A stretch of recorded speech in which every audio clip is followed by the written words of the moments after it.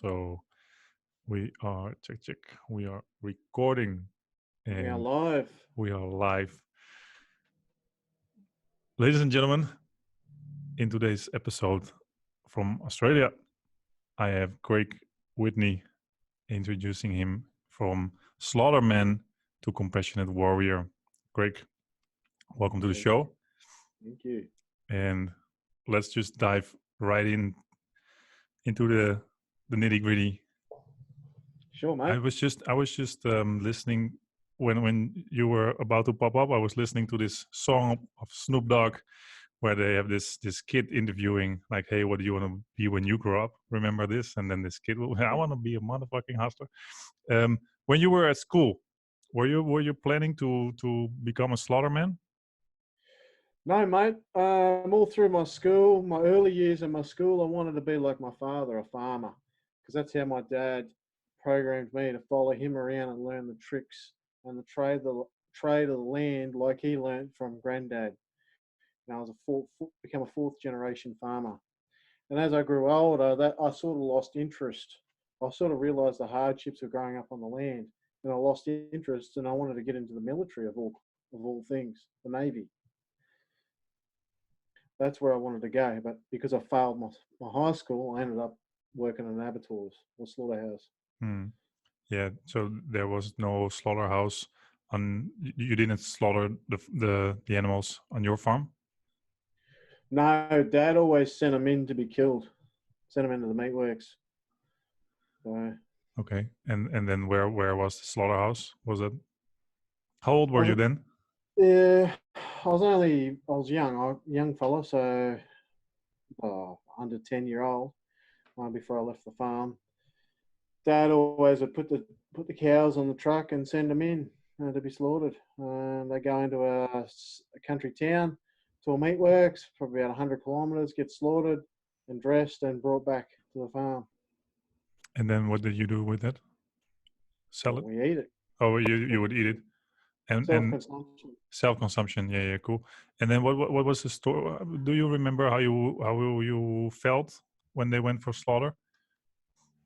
What? I didn't know at the time. Dad always told me that meat, well, early in my early years, the meat always came out of the freezer.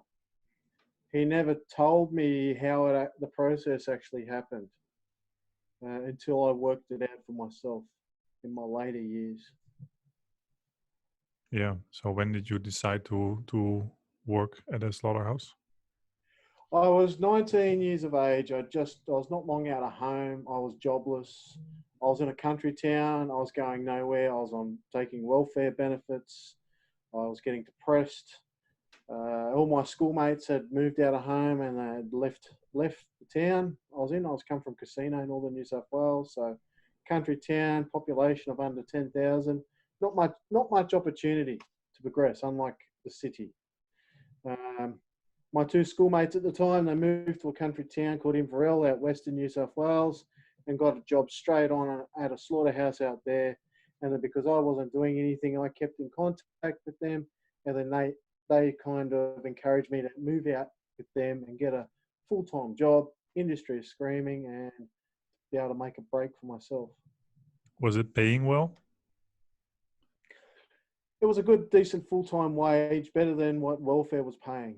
Yeah, yeah. So you knew some guys. It was more than the welfare, and you Yeah. were you were like coming from a farm. So what were you thinking? Were you thinking anything like, "Hey, man, I'm I about to was kill desperate. I was animals," or desperate. I was desperate for a job. you would do anything? Yeah. Yeah, I yeah, had no money. I was broke. I was bust. I was depressed. yeah, man. Opportunities are rare out in the bush, mate. Yeah, yeah. And then you have your first working day. Did you have an interview or anything?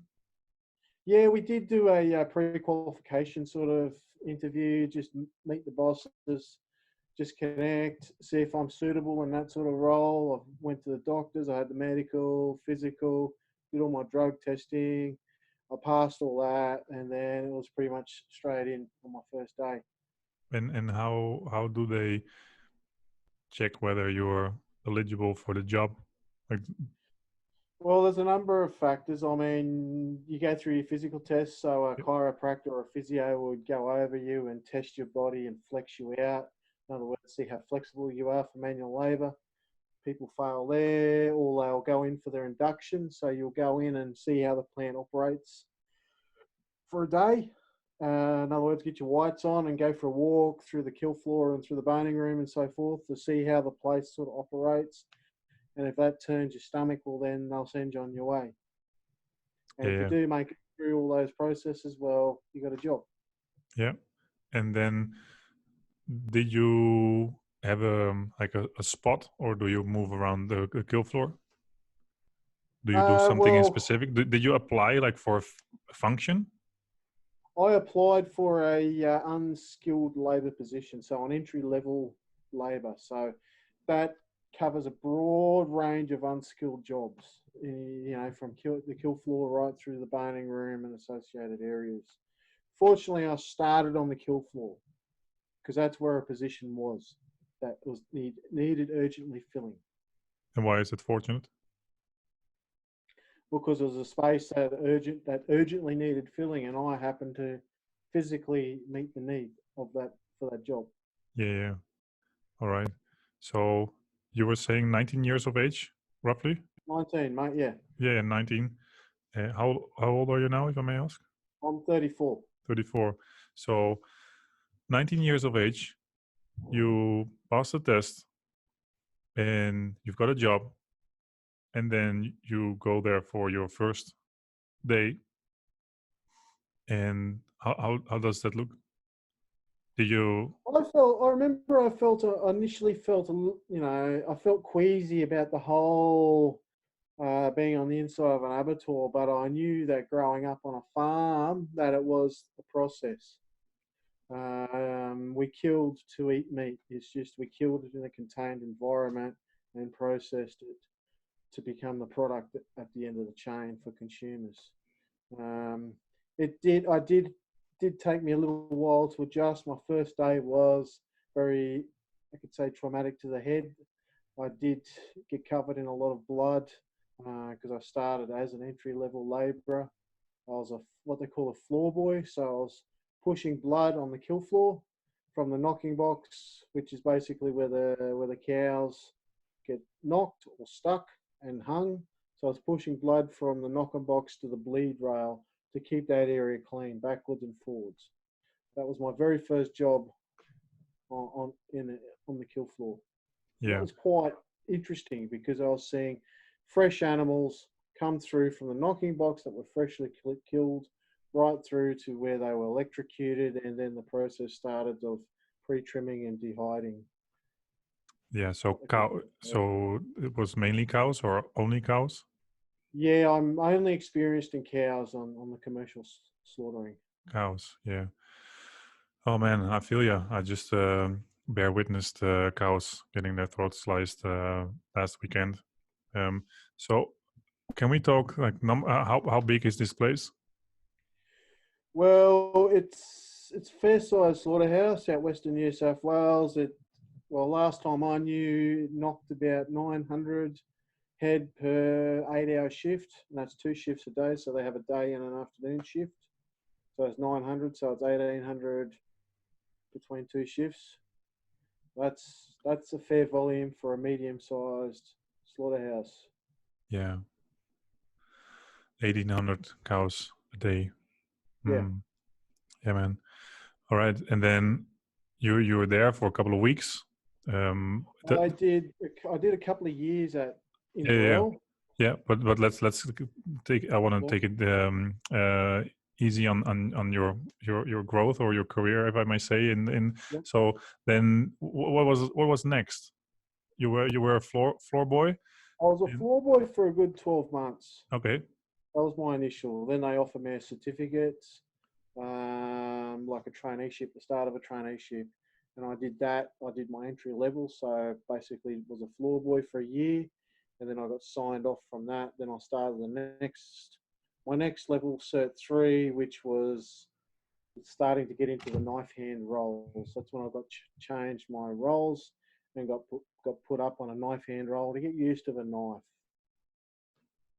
get the feel of a knife, like a pre-trimming roll, or on the kill floor, like a paunch table, gut floor, for instance. Is a knife, any knife hand roll. Yeah, yeah. Anywhere where you're using a knife, but not doing what they call an A grade job or a B grade job, you kind of sea level. Hmm. And how long were you doing the knife jobs for? 12 months at that slaughterhouse, and then I Yeah, moved to a different one in Queensland, and then continued on yeah. So where you went to another slaughterhouse. Hmm. where I finished my trade at a second slaughterhouse. Yeah, yeah. And what were you doing there? There was cows as well. Yeah, cows. So I was one up here in Queensland, the largest slaughterhouse in the southern hemisphere. At the time I was working there, it was knocking anywhere between 1,400 to 1,800 per 10-hour shift. Hmm. I ran 2 shifts a day plus a weekend shift at the time. So the plant was going 7 days a week virtually. Yeah, yeah.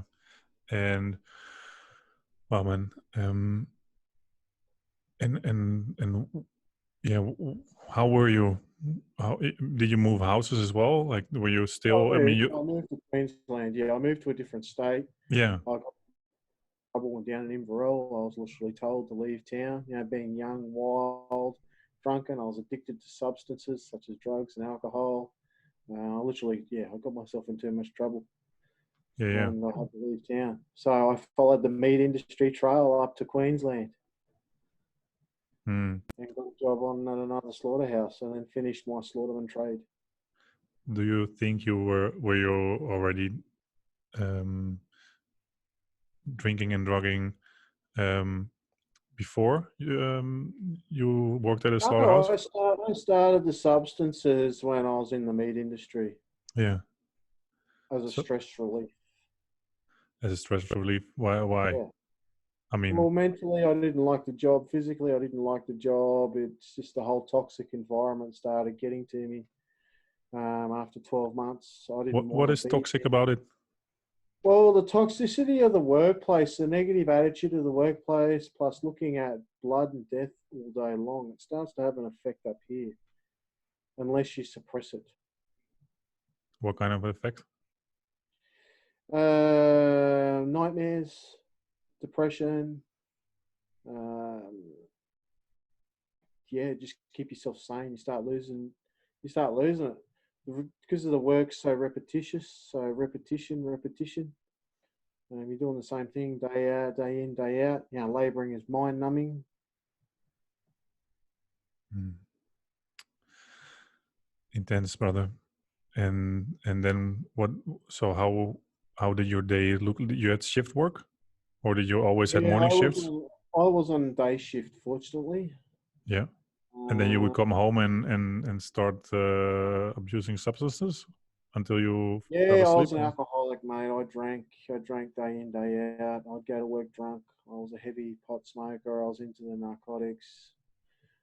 I'd go to work blind, mate. So um, this next abattoirs was a little bit wilder. I mean, they'd use drugs on site during the breaks, like smoke weed and shoot up um, on their breaks to keep themselves alert.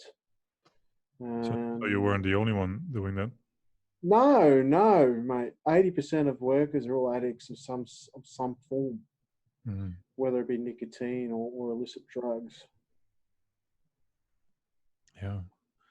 And then what was next? You Well, I finished my slaughterman trade at Dinmore, which is the largest slaughterhouse in the Southern Hemisphere. I did a couple of years there, then I quit, and then I went to another slaughterhouse over on the eastern side of Brisbane, and then got a job there, and then continued my trade on as a slaughterman, and then I progressed up. I got, I should, I was, I showed good potential as a leader, and I was chosen as a protege to become a protege workplace trainer. So my whole career spanned over 7 years. So from start entry level to the time I quit as a protege trainer, yeah, and I yeah. was an active Slaughterman for about 5 years. Okay, so So I finished my career off as a protege trainer, where I travelled all over Australia and assisted. I followed this old fellow around because I was going to take his job. Assisted in setting up small slaughterhouses and looked at different systems. Learned how to set up systems. I did a bit of travel to places like South Africa, Malaysia, and Osaka in Japan to see how all those systems worked. I've seen the traditional halal slaughter firsthand, no stun. That was in Malaysia. I've been to the Kimberleys up in Western Australia and across the Northern Territory in the small Aboriginal community, setting up small kill floors for water buffaloes using 44 Magnum pistol as the skulls are too thick to penetrate with a standard bolt. Yeah, mate, that's where I ended my career as a protege trainer. yeah, I do have a few questions on that and what you have seen around the globe and whether or not there's differences. I just want to take you back to um, to your career where you then um, like became or you were classified to do an A-grade job. So Yeah. that means slaughtering an animal. Yeah, basically I was qualified. So I qualified myself in the three components of a knocking box. So that was one that was shooting, so using the captive bolt and stunning the cattle between the eyes. Step two in the sequence was sticking, so cutting the throats. And step three was shackling, which is basically putting a chain around the rear hock of the animal or the cow and then pressing the button and letting the chain hang them up. So I got qualified on all three components, which then gave me the qualification of a slaughterman that I needed. Mm. And then I And progressed. I did first leg and second leg, which are two other A-grade jobs of the slaughtering processes. Yeah, man.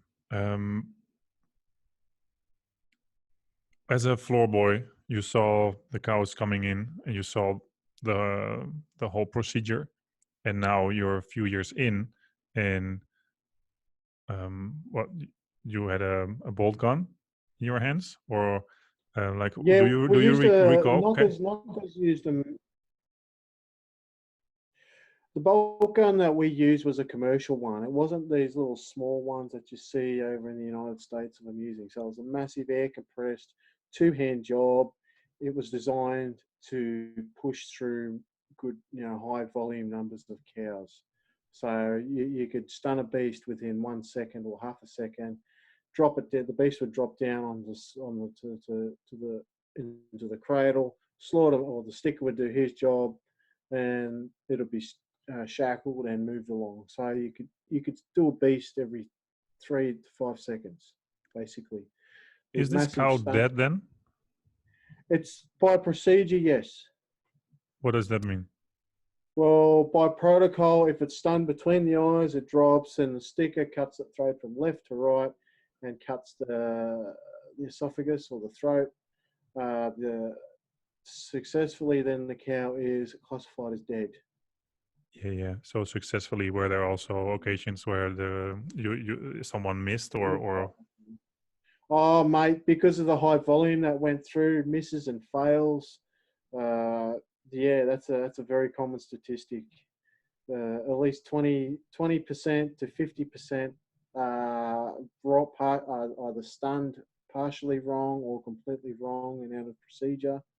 There's heaps of room for error, but the error is even higher if training younger workers to do the job because they're still learning. Yeah, man, breaks my heart, especially fuck. It takes a lot to get used to. Yeah, and that is, I mean, we're gonna talk about men's work and stuff later on, but I'm sure. Okay, I don't want to fill in the blanks, but was there some masculine part in there? Like, hey, I'm a real man. I can do this job. Like a tough feeling of toughness in a way, or maybe with colleagues or Yeah, something. Yeah, of course. I mean, the whole kill floor, the whole meat industry in an abattoir is built on hierarchical, what they call hierarchical ego. So on the kill floor, it's basically your gutters and your slaughtermen who are on A grade rates, so they rule the roost over the top of your Bs, Cs, and D graders.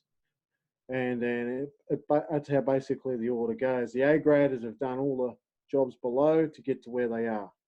It's hierarchy. It's autocratic hierarchy, and they just bully the shit out of each other.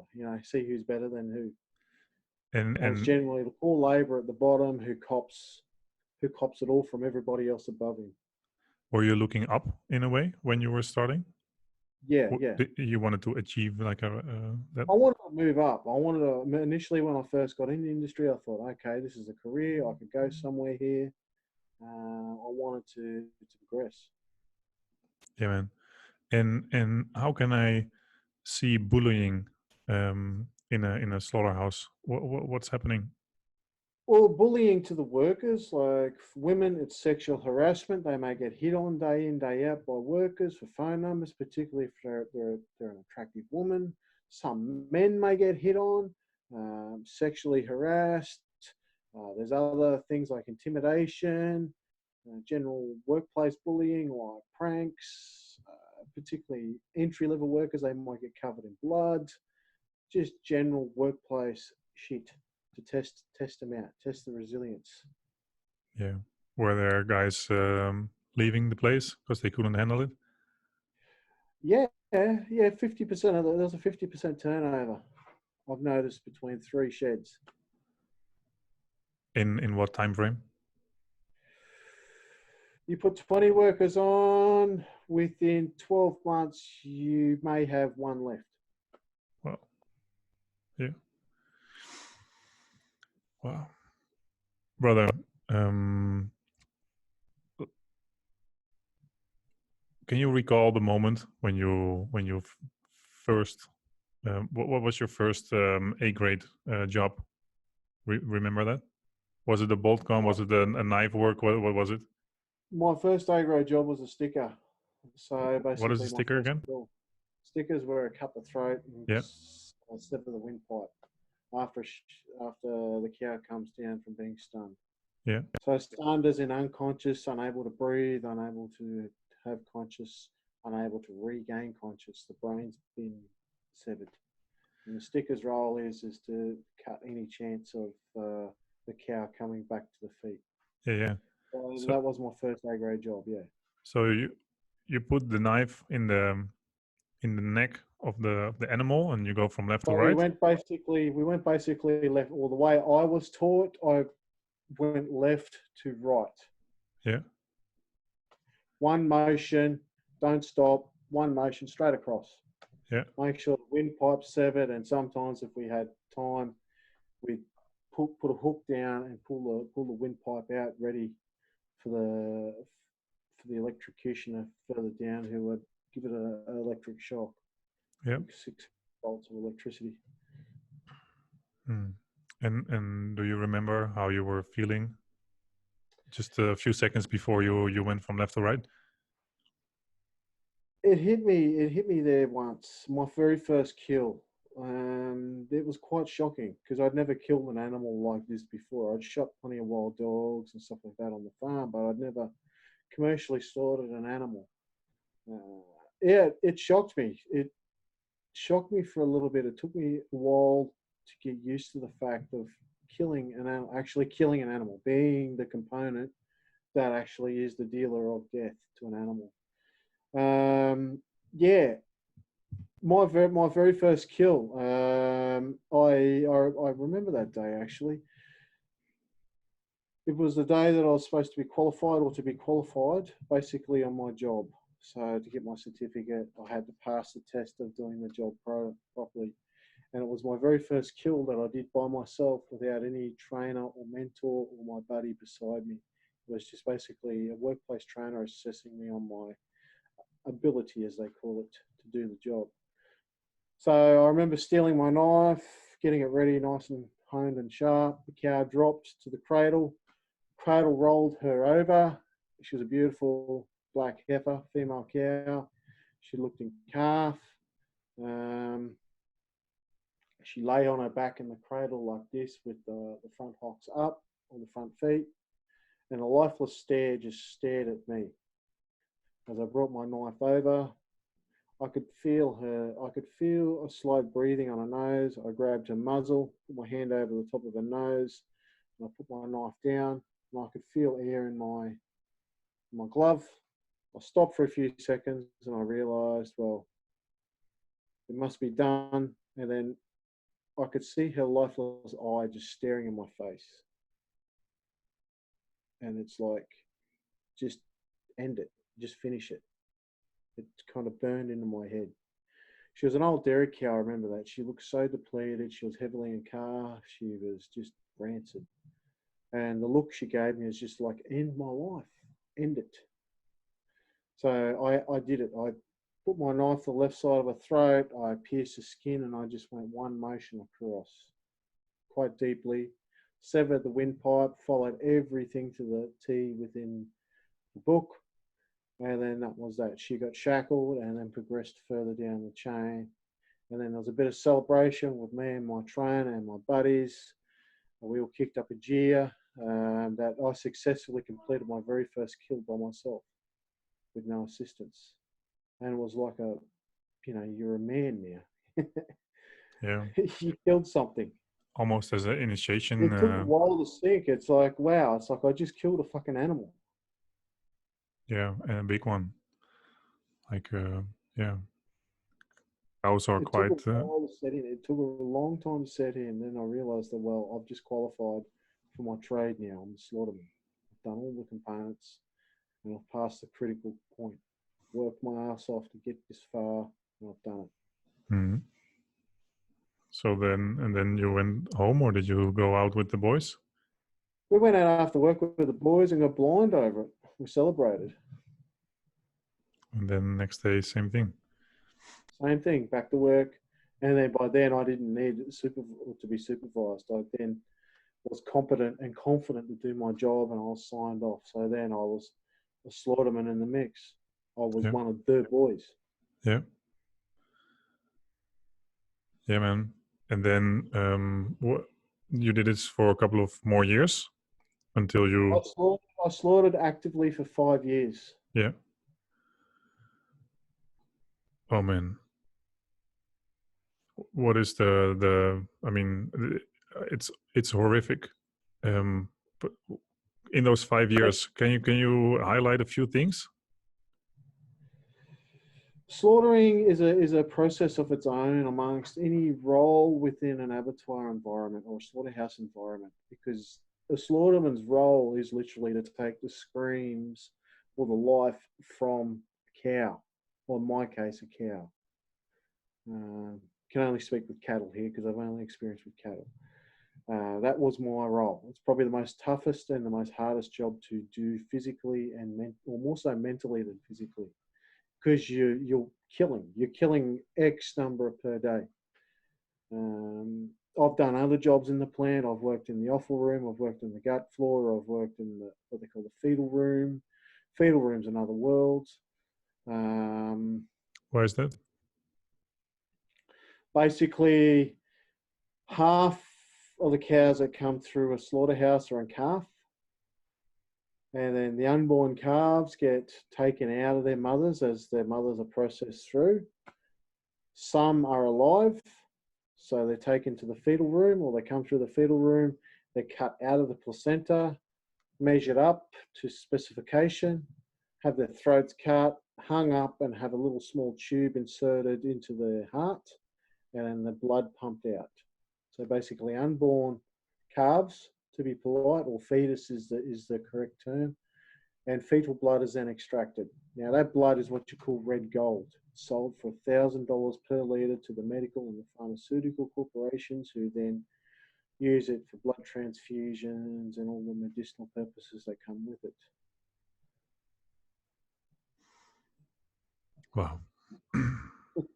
It's hard, yeah. Yeah. And yeah, so You're doing this for 5 years, and yeah, I hate the word highlights or things, but what stood out for you, like in regards to like what were maybe the most terrible moments, if I can recall it that? One of the most terrible moments is when a stun went horribly wrong. There was only two times that I've ever seen a stun go terribly wrong. I mean, there's been botch ups in procedure, what I've seen, but I've only ever seen a cow get back up after being stunned incorrectly twice off the cradle and then make a run for it down the kill floor. Blood coming out of the head, just fear and adrenaline. Just nailed it. Up off the cradle, straight on the floor, nailed it. Straight down the what they call the channel, from the knocking box to the kill floor itself. That was probably one of the most terrifying moments because you've got a cow that's out of control, running totally on fear. You don't know what it's going to do, whether it's going to drop dead, whether it's going to charge workers. You just don't know. Nobody knows. And it creates a bit of that panic in the area, so the workers become unsteady. They add a bit of fear to the cow. The cow becomes even more unstable. And then you've just got to wait for a supervisor to come along with a rifle and shoot the beast on sight. Hold it still, or get it to hold still and shoot it on sight. And then how many people are there on the killing floor? Kill floor teams, anywhere up to 20 people on a chain. Yeah, quite a number. Yeah, it's a massive production line. Yeah. Great. Then you climb up the ladder, and then you become the trainer. Yeah, I was chosen to become a protege workplace trainer. And that involves no more killing. Well, I moved out of the knocking or out of the slaughtering, and I moved more into a mental role because of my experience on a slaughterhouse as a general, because I've done so many different jobs over my time, from slaughtering. And by moving away, or yeah, Moving towards a mental role, so I yep. was starting to train young workers coming through on different jobs. And What did it do to you? What did it do to me? Yeah, was it like a relief, or was it? It was a relief, yeah, to get off the floor, to hang my knives up and become more of a leader, more of a mentor. I still seen killing going on, but I never did it myself. Mm-hmm.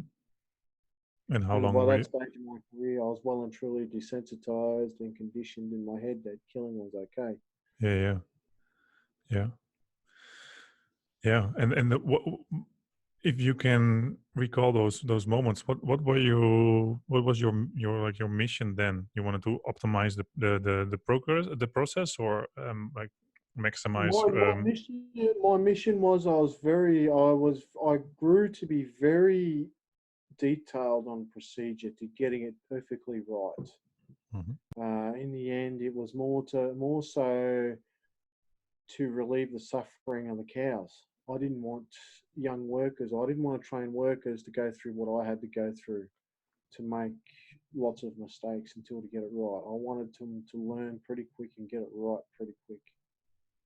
So we get a cow in, we processed it, we just got it over and done with as quick as possible.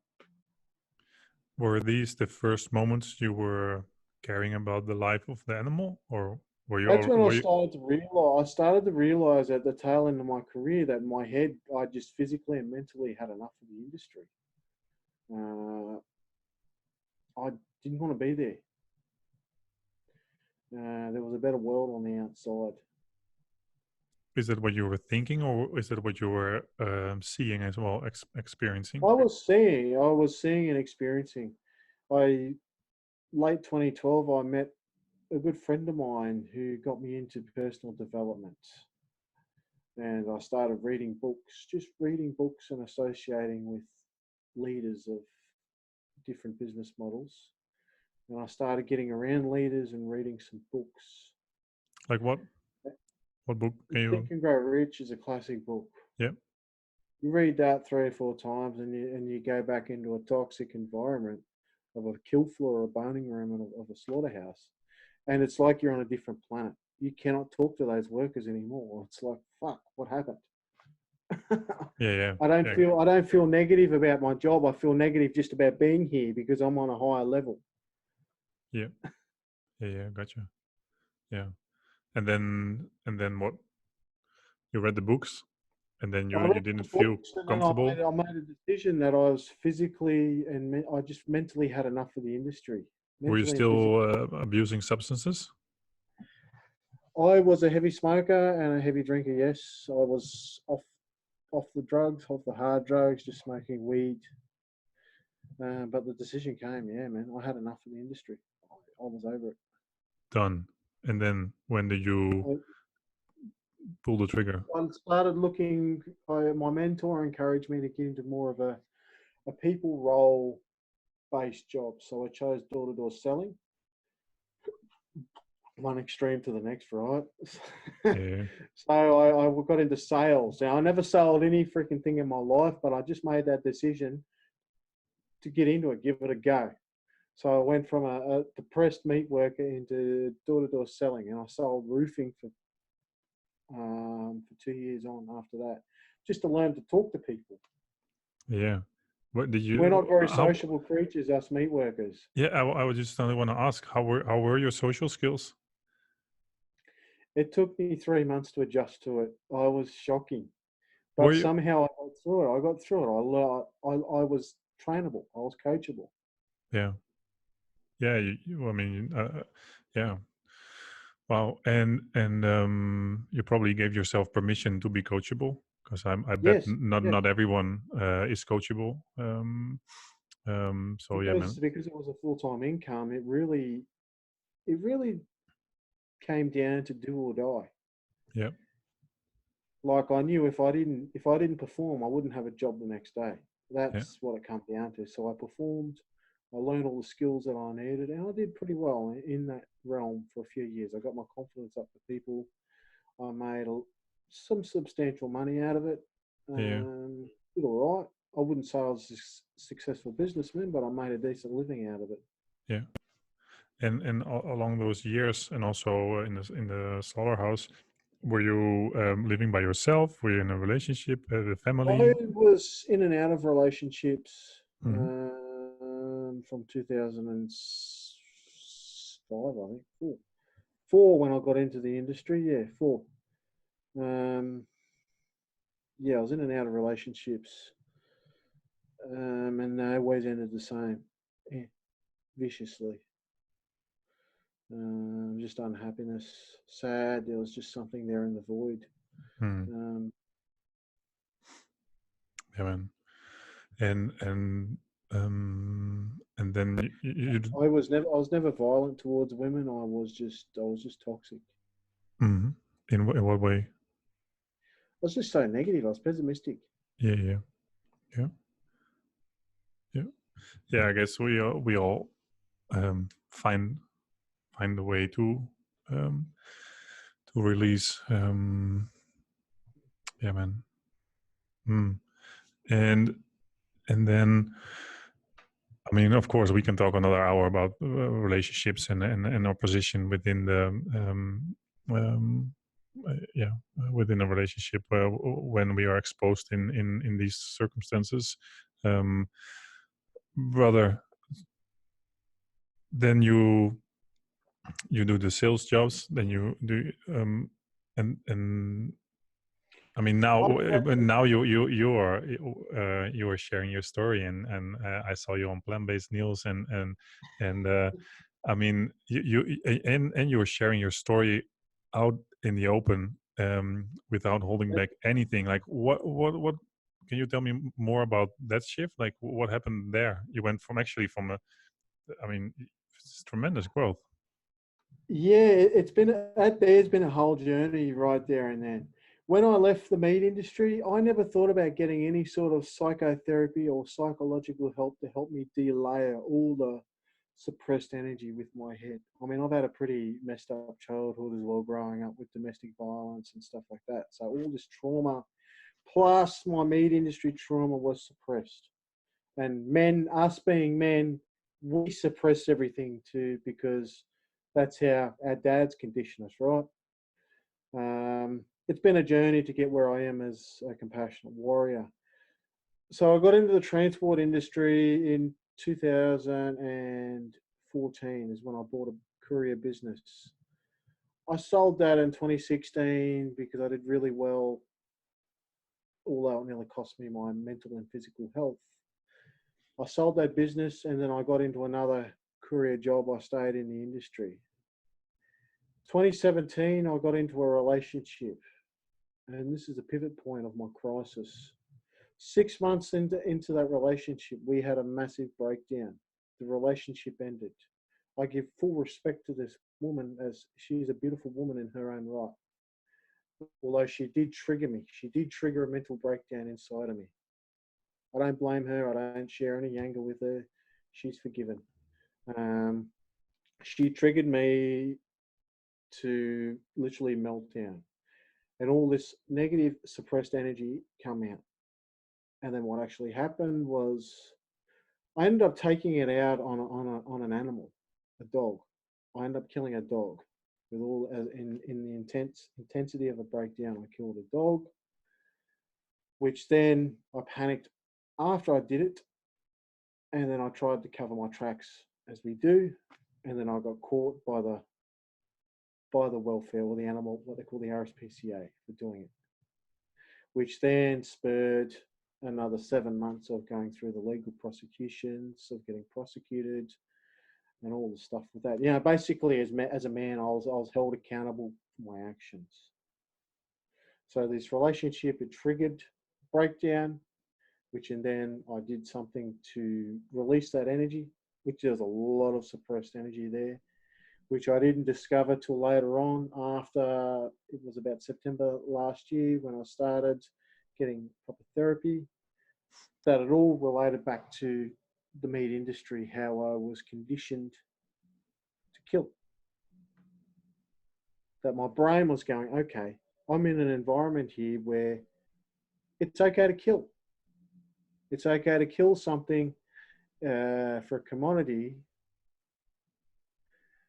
because the subconscious doesn't, it has no feelings of good or bad, positive, negative. It's just either acts or it doesn't. And so the way that I took my energy out was an indirect response to the way I responded in the meat industry, that killing was okay. Unreal, right? And you can Yeah, you get paid for killing cows. Yeah. Thousands a week, and I mean, of course, it's also not good to kill a dog, but you get prosecuted for killing a dog. Yeah, it's 20th of September 2018. I got prosecuted and I pleaded guilty to 3 counts of animal cruelty. I got put on 2 years probation and fined a lot of money. Basically, I was held accountable for my actions. A good magistrate at the time, and he did what he was paid to do, which was to judge a person based upon their actions. The 22nd of September 2018, I made a decision to my exit strategy from the world. So a suicide attempt, because I was having nightmares, heavy nightmares of screaming cows coming through the knocking box. It was just driving me crazy. Then the build up of my crisis that I'd just been through, I couldn't get that out of my head, and I thought, oh, fuck it. I'm not wanted here. It's time to prepare my exit strategy.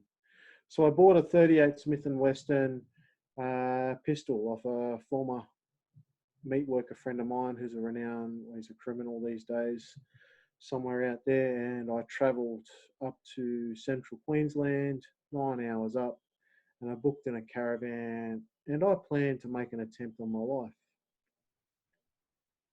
So it was a Monday night on the 22nd.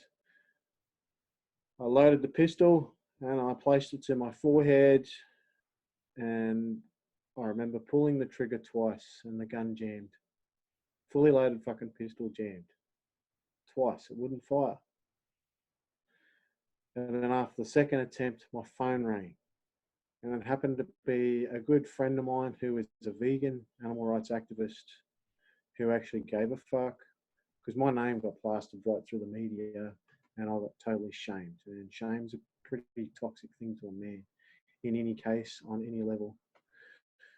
And he gave a fuck to actually sit me down with me on the phone and talk me through it on a 12-hour conversation and bring me forward out of that toxic way of thinking and come back home to seek the treatment that I needed to seek, because I was in a pretty fucking dark state up here.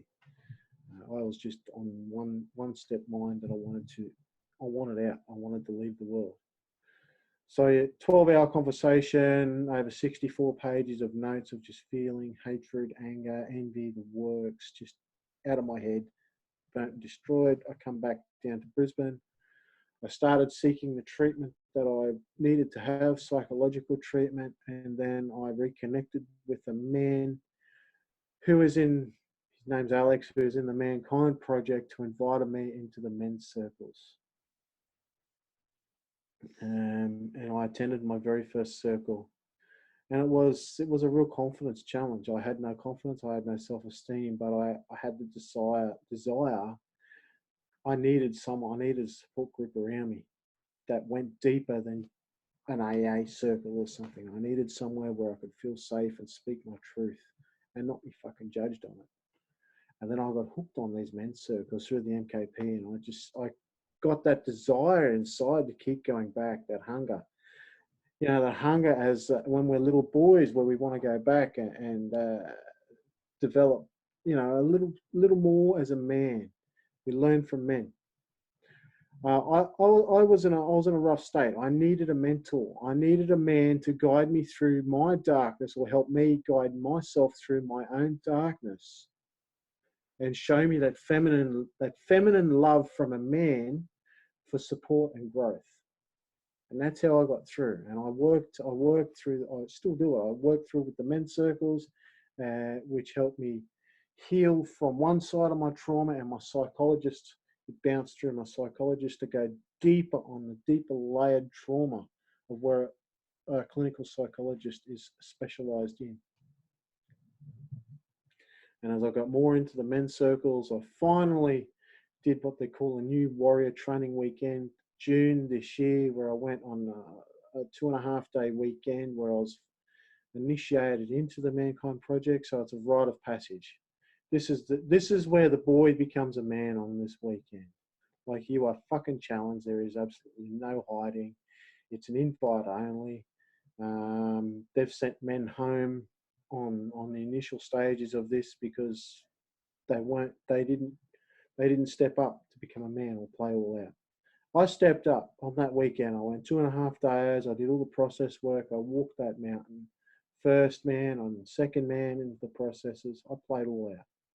And then from that weekend, everything literally opened up. I went from my crisis stage to my opportunity stage, and then my story started to come together. It's like, fuck, what can I do here? I could build on this. I could literally build on this. I was already vegan. I went vegan back in September the year before. I emptied my fridge because my AR friend helped me go transition to vegan. And the MKP it settled me. It grounded me. Yeah. Just for the guys and girls, AR, Animal Rights Activist, MKB, Mankind Project.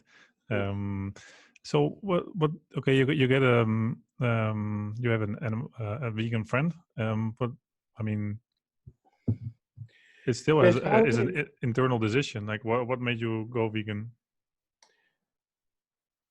For me to go vegan was more for the animals and more for the damage I'd done to a dog, to a puppy, and all for the damage I'd done over the years through a career in killing.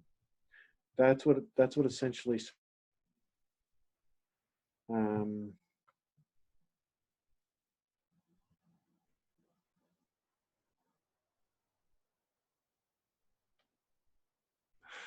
We are back. Yeah, man. Are you okay for another few minutes? Yeah, mate. Yeah. My Wi-Fi cut out. I think. Yeah, I lost connection. So yeah, that's man. why I cool. take ownership for that technology. Yeah, man. Where was I? Yeah. Greg, I was just so you were mentioning you went vegan, and I was just wondering why you Yeah, went vegan? what drove me towards my path on veganism and AR was because of all the years I spent with the damage I was doing unknowingly at the time that it was a job. And it was because I had the crisis, the actual mental breakdown, that it was the bulk of that trauma predated back to the meat or the beef industry. Yeah. And how does a day look like for you now? Like what do you do? Nowadays, like I'm a courier by trade. That's my job. I do medical freight with a medical company, which is it's challenging in its own sort of right. But a typical day for me is going to work, coming home, and I'm slowly piecing my story together. I'm writing a book with everything that I've gone through.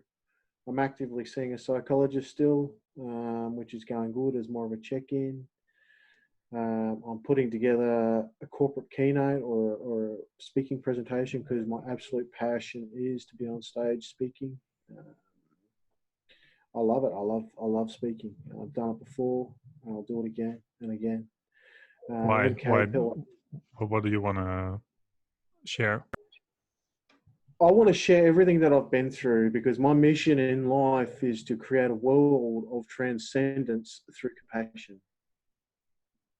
I want to transcend men's lives, send men into transcendence to come forward out of their darkness, to seek the assistance that they want or need, but are too shameful. That wall of shame's there to ask for help.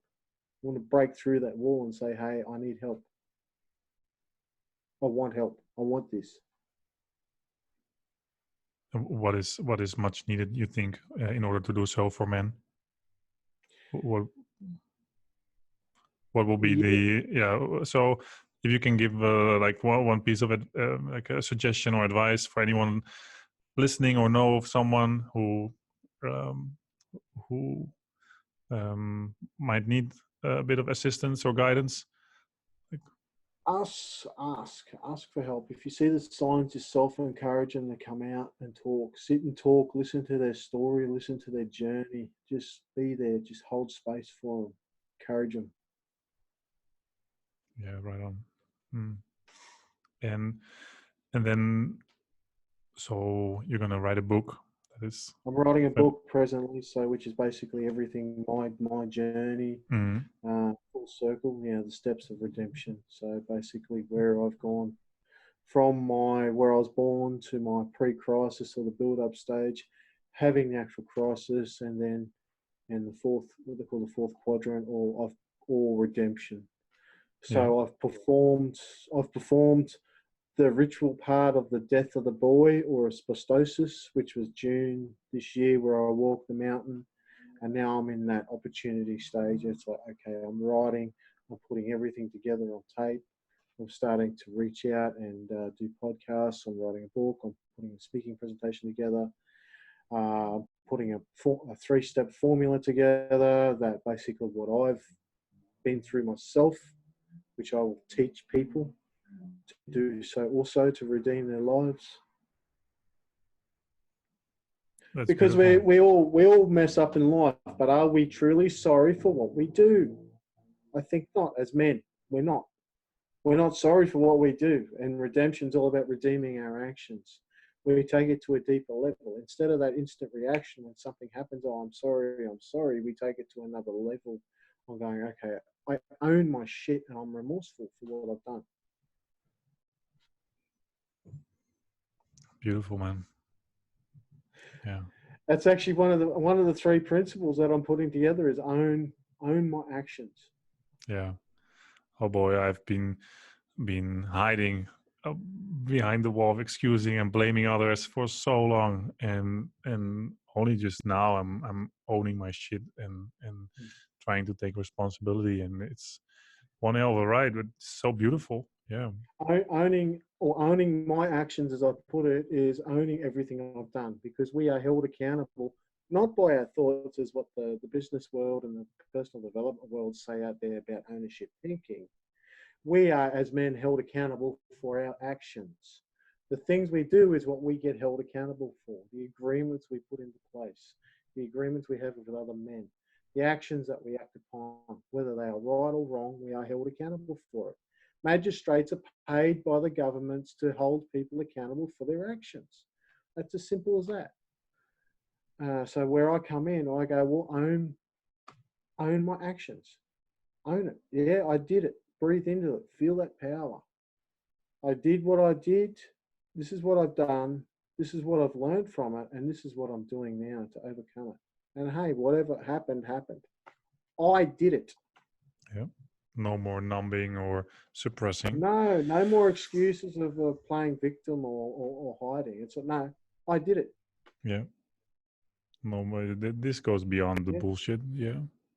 It goes beyond. It goes beyond that mask that we put on, that victim mask. Yeah. Yeah. The second principle I teach is plan or think in multiples, or divergent thinking is the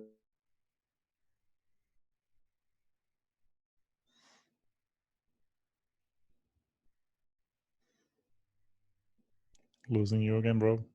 I think it just reset itself, and I've put because I've got my Zoom account across multiple devices. Yeah. I was using my laptop, and now I'm on my phone.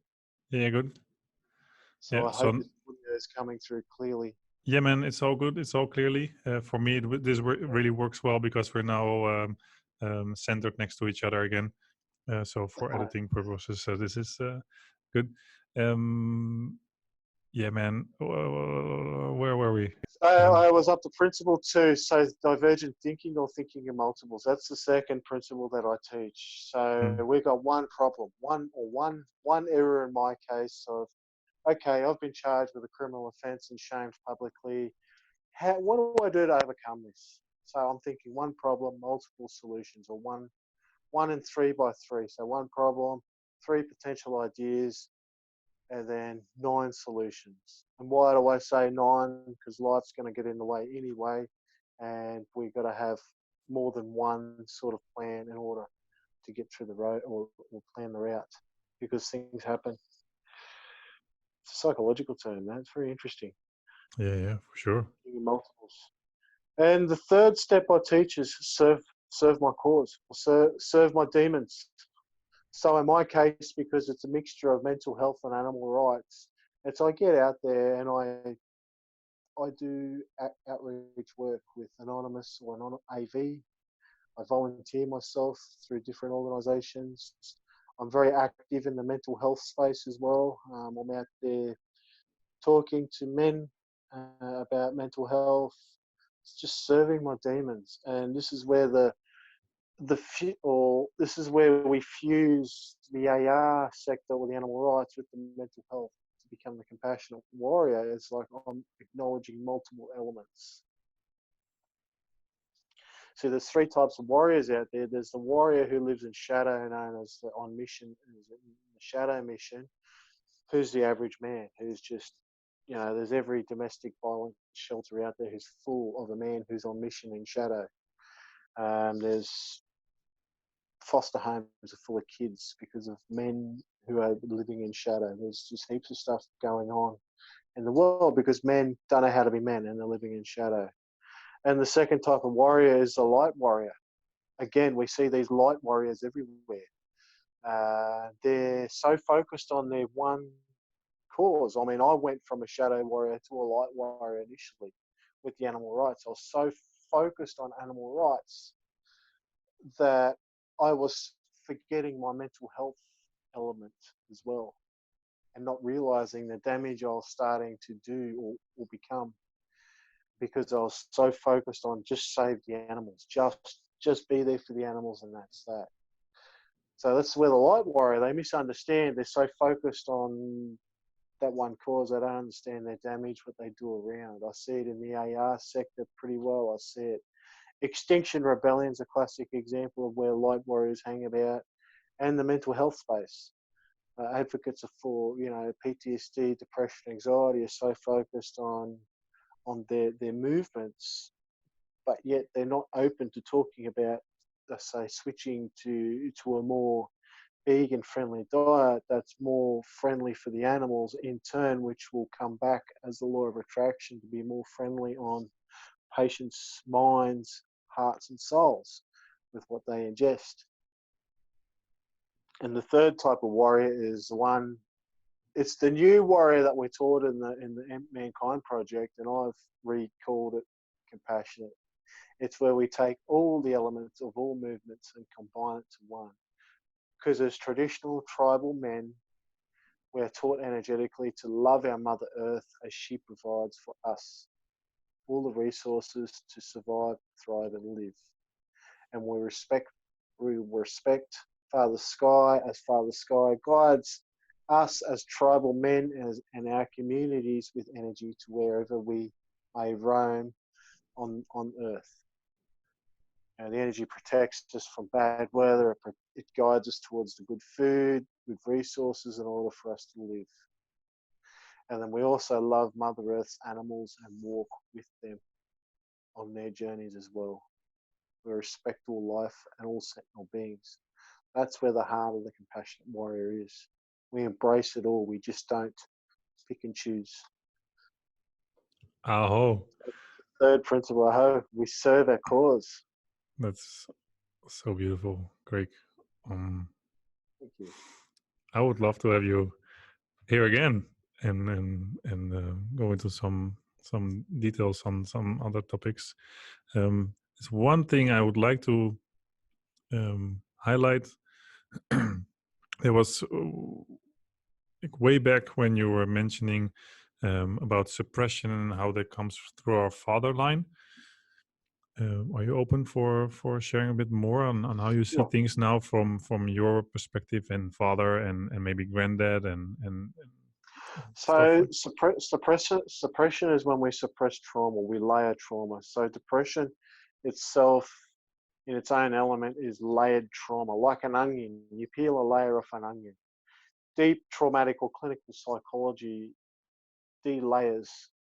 Each session is another layer coming off, particularly the deep trauma, so sexual trauma, domestic violence, ingrained, all that deep stuff. So it's like delayering an onion to delayer all these layers of trauma. Where the heritage comes from father to son. A father teaches his son what that father was taught by grandfather and so forth. In my case, my father taught me the same way granddad taught him to run the farm or own, run a farm. But basically, it was the 1990s and not the Depression era. So I was being taught Depression era survival tactics in the 1990s from the 1930s and 40s to survive. If that makes sense. Yeah. So interesting how this all is connected. And yeah, I always talk about. I was literally taught to leave school early and follow dad around the farm because that's how dad done it. Yep. Yeah, man, it's like this domino game with all these pieces, and it's what I see now is Greg just saying stop right here, right now, and let's do things slightly different. Yeah. Where I am now with my father, the farm is gone. It's been sold. My father's 80 years old in a nursing home, and I go and see him every second Saturday and spend time with him. And we are connecting now on another level. So forgiveness is all, and healing is happening, and we are connecting because there is no farm there anymore. He can't teach me anything anymore. It's just me and him connecting on a one-on-one basis. It's beautiful, man. It's beautiful. It's magical. Yeah. He's in the next phase, in the next transition of his life. So I'm there spending as much time as I physically can with him. And how does that make you feel? Makes me feel happy inside that there's one element of my life, one crucial element of my life that's finally healing to a degree, something that I've wanted for a number of years, and that's time with my dad, father and son time. Yeah. And is there something you want to say to to other men who are listening now about father son and the importance of, I mean, you're now addressing how important it is for you. Like I have friends or family members and they don't want to see father. Like would you encourage to reconnect? I would encourage for forgiveness to come inside, to reconnect. As sons, we need our fathers in our life, not as teachers, just dad, just being dad, Yeah. just time with dad, father and son time. Yeah. Not doing anything, just spending time in each other's presence and just talking, connecting. Have a Yeah. talking stick if things aren't going so well. Sit down and do it respectively, one-on-one with a talking stick. Sort your differences out. Yeah. Beautiful. Sure is. Yeah. Greg, thank you.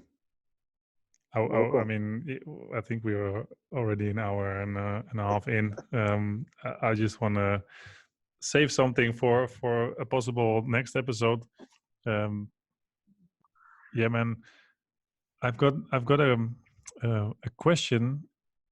I want to ask you if you have a question for um, our next um, our next person in the show. I want to introduce this. So, I mean, I don't know yet who's going to be next, but I thought it would be a cool idea to, to like you can ask anything, and then the next person will answer the question. So, what is it that you want to Ooh. ask the next guest, if anything? I challenge the next man is, what's something deep down I don't know about you? What is something deep down you don't know I about? don't know about you. Yeah, cool. That's a beautiful one. Thank you. Before I wrap up, any other words of wisdom you wanna get off your chest now? Where, I mean, can we? Of course, when the book is there, I will promote it. But is there anything anywhere? Can we follow you on Instagram or something? You can follow me on Instagram, Craig Whitney Transforms. For now, I'll have my Facebook up and going in the next week and a bit, where I'll be crossing over with Instagram and Facebook. Yeah. I'll have I'm getting all my logo and branding done, so I am commercializing a lot of my stuff because I do want to take this to the world and make a career out of it. Yeah. So, Cool. So right now, the most the best place is Instagram. the best place is Craig Whitney Transforms on Instagram, and that's where I've shared a lot of my posts. I've dug deep within my trauma, where I've delayed my stuff, and I've gone all out. Yeah, and I can totally acknowledge our beautiful brother for that. I'm following him, and I encourage you to follow him as well on the gram at Craig Whitney Transforms. It's been an absolute pleasure, man. Thank you so Thank much you. for not holding back and sharing everything with us tonight. You're welcome.